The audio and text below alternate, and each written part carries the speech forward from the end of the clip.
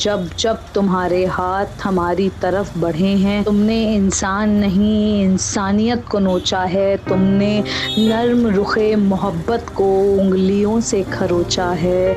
मेरे बदन में अपने जहरीले नाखूनों को धास कर तुमने खुद के और बनी आदम के ज़मीर को बेचा है।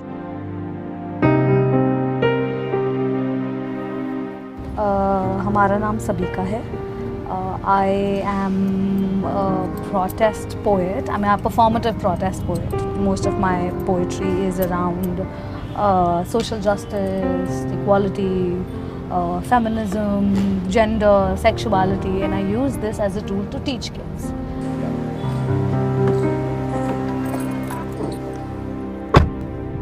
It is just so traumatizing that when I walk on the road as a Muslim woman, what I feel is anytime anything can happen to me, especially because I am so vocal about these issues, anything can happen to me. But that happening does not scare me as much as I know no one is going to stand up for me. And I have to stand for my own self. So that is the scariest part. And this is how it just keeps moving in your head, and sometimes you try to deny it, sometimes you don't even want to open pictures and look at them because you don't want to spoil your head.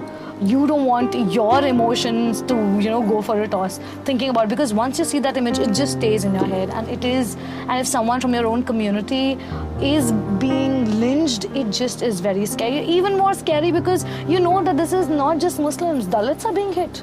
Dalits are being, and it is not, oppression is not a new form. This hatred does not happen overnight. It has been, it is given birth. It is being, taken care of in the birth spaces of people. जैसे कहते हैं ना, पालनों में पाला गया है नफरतों को. It is not something that happens overnight with a Facebook post or just a little gosht. It happens because you've been ingrained to hate. When the time is good for you, when you have power, it is in your, the ball is in your court, then that hatred comes out. It has been there. Whether it is Muslims, Dalits, anyone who is marginalized is going through this. It's nothing new, but the fact that it has come so close to me, and the fact that it can happen to me anytime, and the perpetrator will go scot-free, nothing will happen to it, is very, you just sit and think about it, and you have to do something. You have to stand up. The protests that I have done have actually had really good outcomes.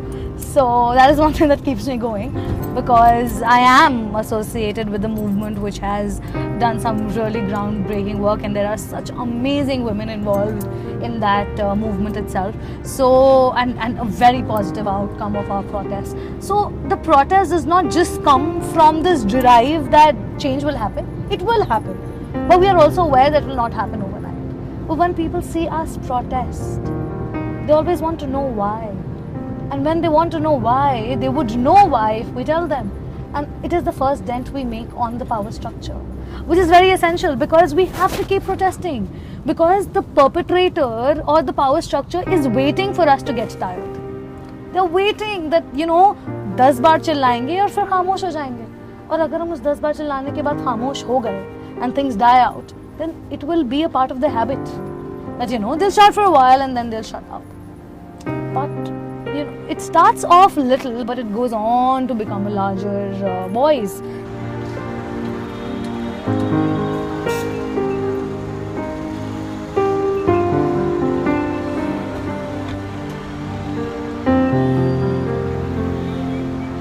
नहीं, अब ना हम तुम्हारे शानों को झंझोड़ेंगे, ना ही तुमको इंसानियत, उनसियत, इश्क व मोहब्बत के फ़लसफ़े सुनाएंगे. क्या फ़ायदा.